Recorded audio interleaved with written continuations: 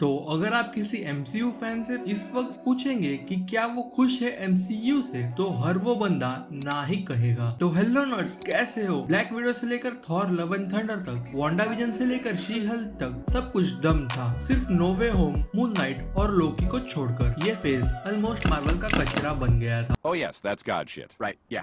तो चलिए जानते हैं क्या क्या कांड हुए MCU के फेज 4 में, जिससे हम फैंस MCU से नफरत करने लगे हैं। लिटरली सोचो, कोई बंदा अगर एंड गेम के बाद आपको बताए doctor strange multiverse of madness और थॉर लव एंड थंडर की फुल स्टोरी, तो क्या आप उसके ऊपर विश्वास रखोगे? ठीक यही रिएक्शन था जब मैंने ट्रेलर्स और टीवी स्पॉट्स देखे फेज 4 की मूवीज के। Jane?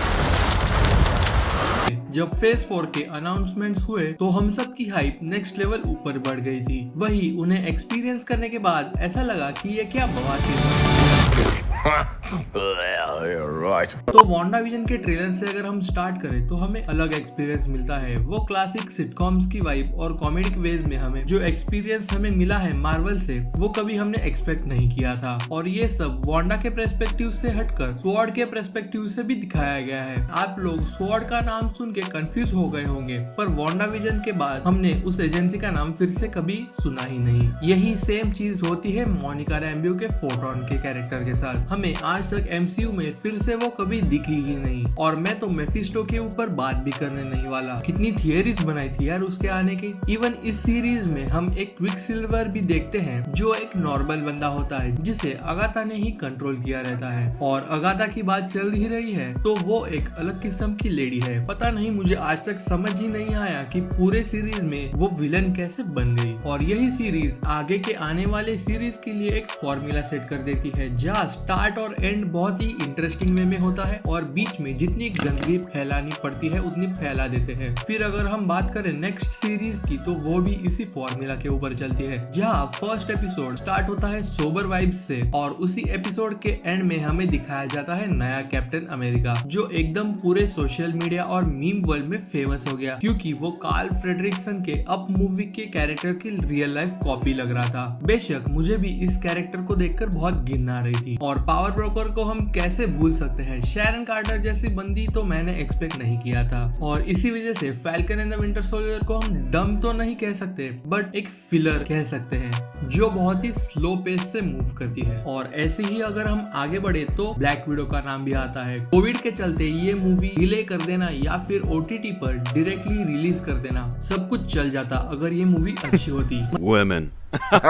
मतलब टास्क मास्टर, जो स्पाइडरमैन के एनिमेटेड सीरीज में सबसे बैडएस विलन था, उसे ही यहाँ पर फीमेल बना दिया। और ये सबसे बुरा डिसीजन था पूरे MCU में। नहीं, ये मैं नहीं कह रहा, बाकी सारे बंदे भी यही कह रहे हैं। मैंने भी ये मूवी 30-40 मिनट में स्किप कर करके देखी थी, क्योंकि मुझे इतना इंटरेस्ट नहीं आ रहा था उस वक्त। तो मैं इस मूवी के ऊपर ज्यादा बात भी नहीं करना चाहता, बस इतना बताना चाहूंगा कि ये मूवी थंडरबोल्ट्स में येलेना को सेटअप करने के लिए बनाई गई थी। लोकी को तो हम यहाँ कवर नहीं कर सकते, because it was just another masterpiece. हाँ, कुछ फ्लॉज को छोड़ दे, जैसे कि स्लो पेस या फिर ही हू रिमेन्स का कैरेक्टर नॉट सो बैडएस बना देना, तो ये सीरीज काम चलाओ बन जाती है। देखो, शैंग-ची आज तक की one of the best movies थी कैरेक्टर इंट्रोडक्शन के हिसाब से, पर मुझे सिर्फ 2 बातें हजम नहीं हुई, जैसे वेनवू के डैडी इश्यूज और एंड ऑफ द वर्ल्ड। जहाँ डैडी इश्यूज को हम निग्लेक्ट कर सकते हैं, क्योंकि हमने उसे guardians of the Galaxy volume 2 में भी देखा था, ईगो और पीटर के बीच में। फिर भी एंड ऑफ द वर्ल्ड एक अलग टॉपिक हो जाता है, जब एक कैरेक्टर सिर्फ कुछ दिनों में ही सुपर हीरो बन के आ रहा है, उसी को पूरी दुनिया की रक्षा करने के लिए अगर हम भेज दे, वो भी बिकॉज उसकी पावर्स उसके माँ के वजह से आ गई है, ये थोड़ी सी और चीज लग रही थी। मतलब वो अगर इसी चीज को न्यू एवेंजर्स या यंग एवेंजर्स के साथ सेटअप करते तो और अच्छी हो सकती थी। इसीलिए इट्स नॉट डम and not even a masterpiece.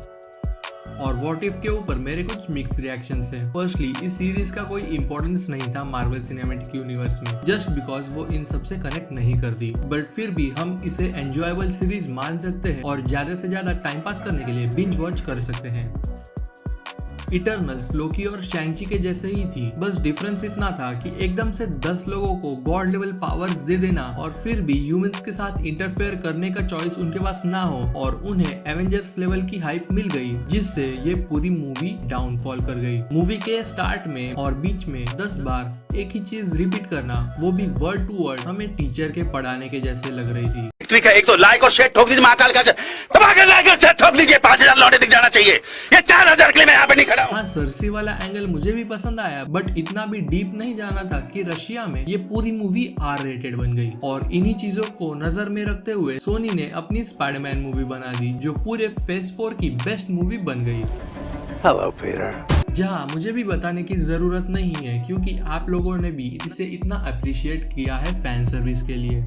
साल के एंड में अगर कुछ बच्ची कुची चीजें हो सकती है तो वो है हॉकाय, जहाँ पूरी सीरीज में प्लॉट के नाम पे सिर्फ रोनन के ड्रेस के ऊपर हमें बातचीत करने मिली, वही हेली स्टीनफील्ड की एक्टिंग मेरे दिल में बस गई। और इस वक्त मुझे बोलने में भी तरस आ रहा है कि किंग पिंग जैसे कैरेक्टर को इन्होंने कैसे अंडरवेलमिंग बना दिया। इस सीरीज का पॉइंट ये भी था कि नताशा की बहन येलेना को हॉकाय के अगेंस्ट कर देना, बट इन्होंने सीटी बजाकर पूरा गेम ही पलट दिया। और 2022 में मेजरली हमें एक बैडएस कैरेक्टर देखने मिलना चाहिए था, बट पूरा अपोजिट एक इमोशनल कैरेक्टर देखने मिला। हाँ, मैं मून नाइट की बात कर रहा हूँ, जहाँ ट्रेलर में बहुत इंपॉर्टेंट सीन्स दिखाए गए और सीरीज में कुछ ज्यादा ही इमोशनल कर दिया। बट ये सीरीज भी बाकी सीरीज से तो अच्छी ही थी। और एक फीमेल कैरेक्टर जो कॉमिक्स में मेल था, जो टेम्पररी ही सही बट मेरे दिल में कुछ अलग ही फीलिंग्स जगा कर चला गया। इस सीरीज में भी फ्लॉस थे, बट अगर ओवरऑल फीलिंग्स के ऊपर हम बात करें तो ये इतनी डम भी नहीं लग रही थी।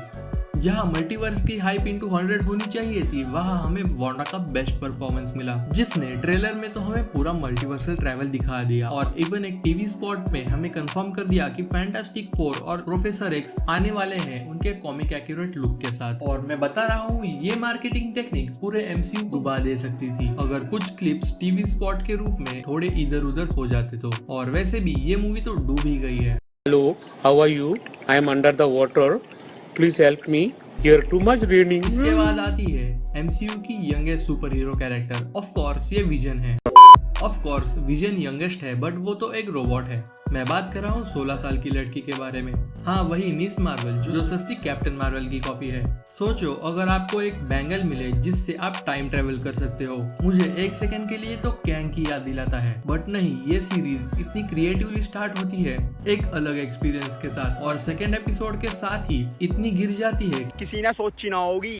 ट्रेलर में ब्लाइंडिंग लाइट्स का म्यूजिक चलाकर अटेंशन तो ग्रैब कर लिया, बट पूरे सीरीज में उसे यूज ही नहीं किया। मतलब सिर्फ फर्स्ट एपिसोड के इंट्रो में उसका गाना चला दिया और एंड गेम की फाइट दिखा दी, जो सीधे यूट्यूब पे ही जाने वाला है। इसके बाद हम बात करने वाले हैं 2022 की बेस्ट मूवी। हाँ, थॉर लव एंड थंडर की ही बात चालू है। Well, you're right. जहाँ बच्चों तक थॉर की पावर्स चली गई और ये बच्चे उसे यूज भी करते हैं साक्षात गॉर द गॉड बुचर के अगेंस्ट। हाँ, वैसे भी ये गॉर इतना बैडएस तो नहीं था, क्योंकि उसने बच्चों को किडनैप किया था। जब ट्रेलर में हमें पहली बार गॉर दिखाया था तो कितनी आशाएं लगाई थी मैंने इससे। या फिर ज़्यूस ग्रीक माइथोलॉजी में जो गॉड ऑफ द गॉड्स है, सिर्फ फ्लिक करने के लिए उसे गॉड बना दिया। ओवरऑल मार्वल की डम्बेस्ट मूवी का अवार्ड तो इसे मिलना ही चाहिए। और एंड में आते हुए तुम्हें भी पता होगा कि मैं किसके बारे में बात कर रहा हूँ, शी हल्क के, जो कॉमिक्स में भी टाइम पास करने के लिए और मर्दों की ठरक कंट्रोल करने के लिए रखी गई थी, बट मेगन थी स्टैलियन के साथ वर्क करना तो कभी एक्सपेक्ट ही नहीं किया था। इसका पूरा प्लॉट सिर्फ डेयरडेविल को इंट्रोड्यूस करना था, जिसमें भी शी हल्क के वजह से वो वॉक ऑफ शेम कर देता है। Good morning. और 9 एपिसोड्स 9 वीक तक खींचना बहुत क्रिटिसाइज कर देता है इसे। और सीजन फिनाले में जो इन्होंने हगा है वो मार्वल की किसी सीरीज ने अभी तक नहीं किया। मतलब पूरी सीरीज हगना एक अलग बात है, और प्लॉट रिसेट करके फिर से हगना और बहुत डम्बेस्ट डिसीजन है। हल्क किंग के अगेंस्ट तो लीगल एक्शन भी नहीं हुई, सीधा वो 2 मिनट में जेल में चला गया। और इसीलिए मुझे पता है, आपको पता है, सबको पता है, मार्वल की डम्बेस्ट सीरीज का अवार्ड इसे ही मिलना चाहिए। बट फेज 4 की एंड सबसे सेटिस्फाइंग है। वकांडा फॉरएवर जो चैडविक बोजमन को एक सॉर्ट ऑफ ट्रिब्यूट भी देता है, जहाँ मेजरली फाइटिंग सीन्स है और बहुत सारे इमोशनल टचेस। तो मुझे कमेंट्स में बताना कि आपको क्या लगा MCU के डम्बेस्ट मूवीज और सीरीज के बारे में। और जाने से पहले लाइक शेयर सब्सक्राइब करना मत भूलना। मैं मिलूंगा एक और इंटरेस्टिंग वीडियो के टॉपिक के ऊपर। Till then, peace out.